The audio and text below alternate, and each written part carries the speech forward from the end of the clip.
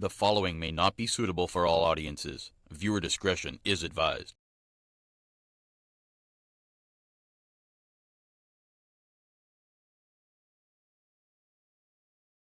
Cultural icon Torrance Mohammed died yesterday after being brutally beaten and robbed in San Fernando on Monday.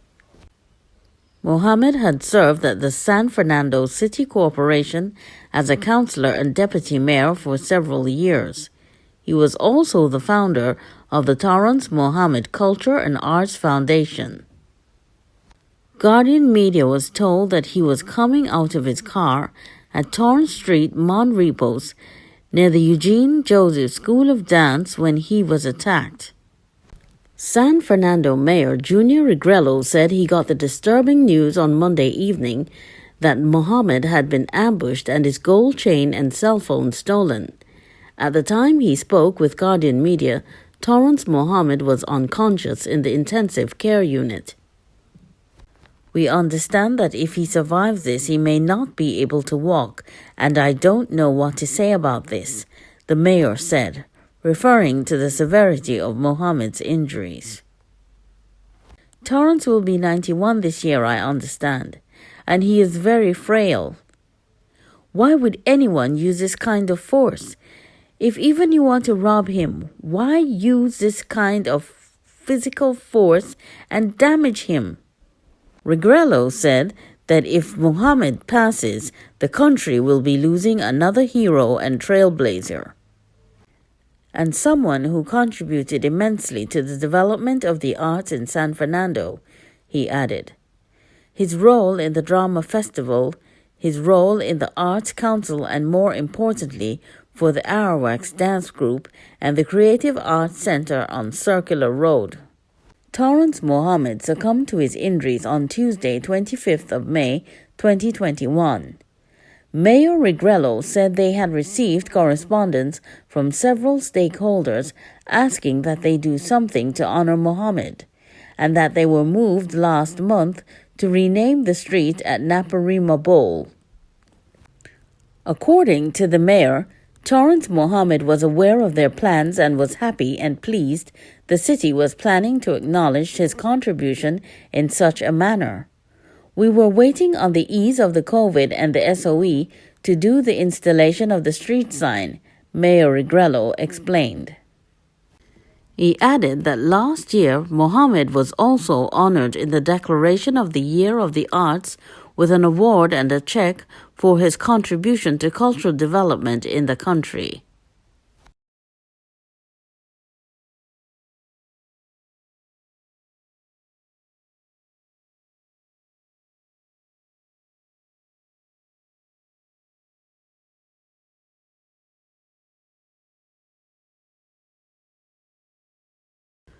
Krishna Ramutar of Hindustan Road, New Grant, has been charged with shop breaking and larceny.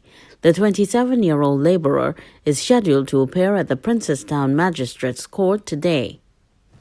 According to police reports, the offense allegedly occurred on May 21st. Around 5 p.m., a New Grant shop owner locked and secured her roti shop and minimart on Naparima Mayaro Road. When she returned around 4:30 p.m. the following day, she discovered a window on the eastern side of the shop pried open. Further checks reveal several items including food products and cleaning materials valued at $1,968 missing.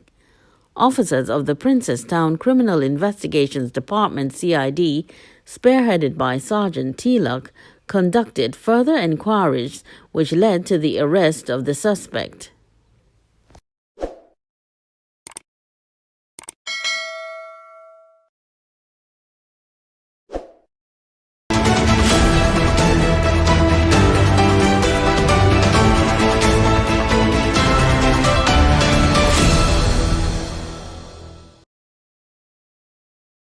Prime Minister Dr. Keith Rowley is standing by his statement that it was the candlelight and prayer vigils for murdered court clerk Andrea Barrett that fueled the spike in COVID-19 numbers and not the Easter weekend visits to Tobago.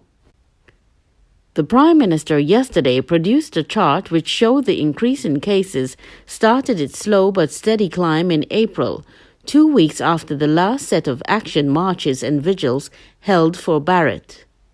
In his defense, Rowley said that the increase in numbers started after the vigils and multiplied to massive numbers after that initial increase. During the debate on the motion on matters pertaining to the state of emergency on Monday, the Prime Minister said it was the opposition United National Congress (UNC) that organized transport for people to attend the nationwide prayer and candlelight vigils following the gruesome murder of 23-year-old Andrea Barrett. "I don't make the data," Rowley said in response to questions yesterday. Rowley said just because he did not bring this information to the public before, the debate does not mean it did not happen. Go and look at the charts and graphs and see when the significant increase started, not where it passed, not where it reached, he said. According to the chart provided by the Prime Minister, when the first vigil for Barrett was held on February 3, there were 8 cases, and by February 12, the day of her funeral, over 100 vigils were held and there were 5 cases. The period of vigils and marches was between February 4th and April 1st. By April 14, 2 weeks after the vigils were halted, cases surged to 85.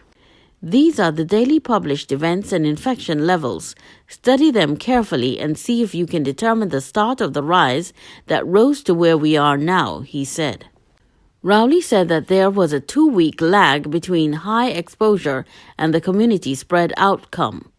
Go back to July, August to September 2020 and see what the chart says about the elections events last year and how it went in late August and September 2020, he said.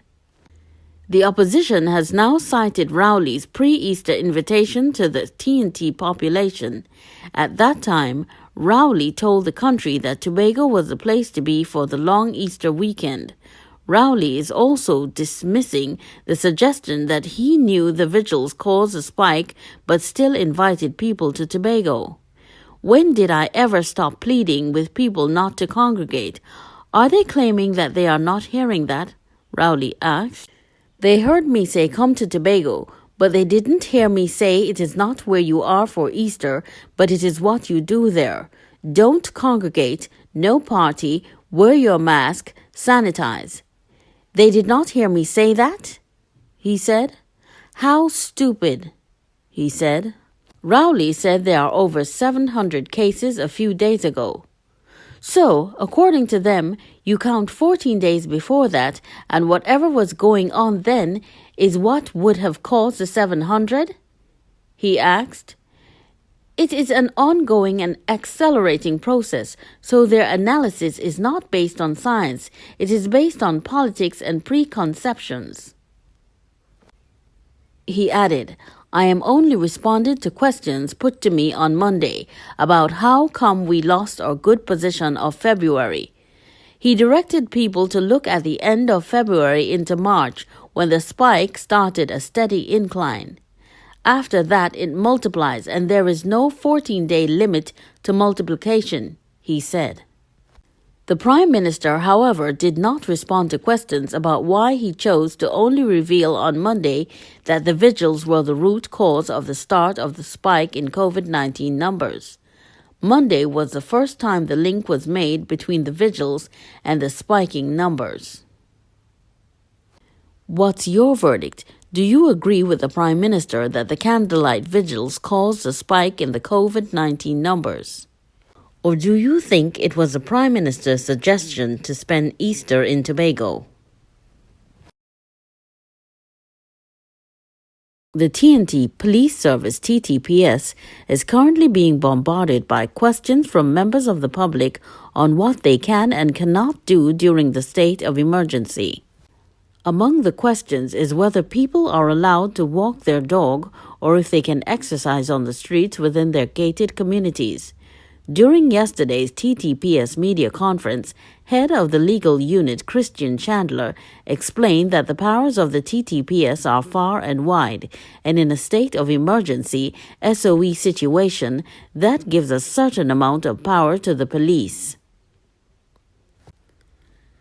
The regulations specify that there are to be no outdoor activities, even if you are in a private community and there are streets running through it, then you should be indoors. You should not be outdoors exercising, walking, etc. The people have asked through the hotline, "Can I walk my dog?" That is not essential. That is not set out in the regulations, so you are not to be outside. Questions such as, "Can I consume alcohol outside?" No, you cannot consume alcohol outside, recreation-wise. "Can I go to play in the park?" No, you cannot. That is a no-no as well.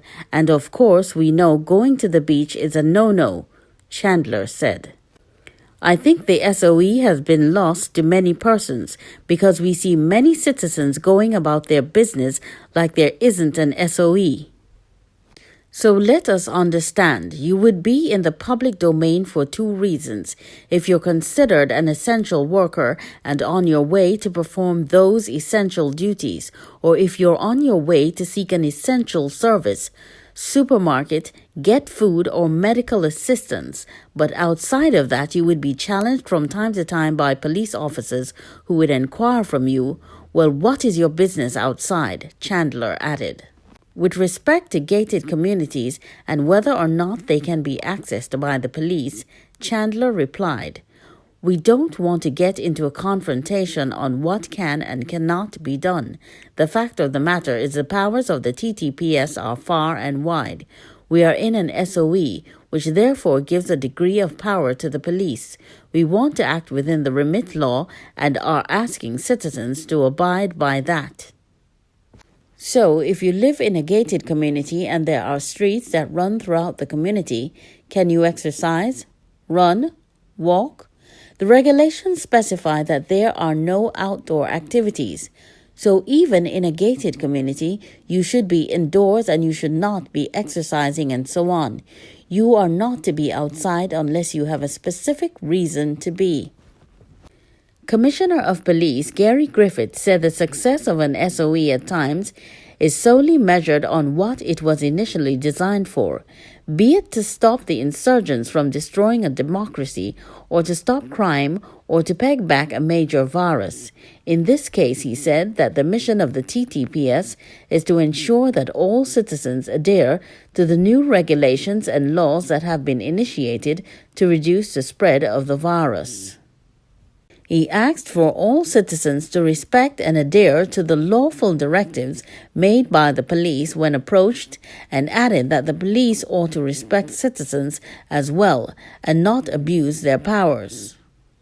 "I give the assurance to the public that one of the major policies that I intend to achieve is to ensure that there is minimum in any report of abuse by police officers during this period. We are not perfect, but we would have learned from our mistakes in 1970, 1990, and 2011, and we will minimize these," Griffith said.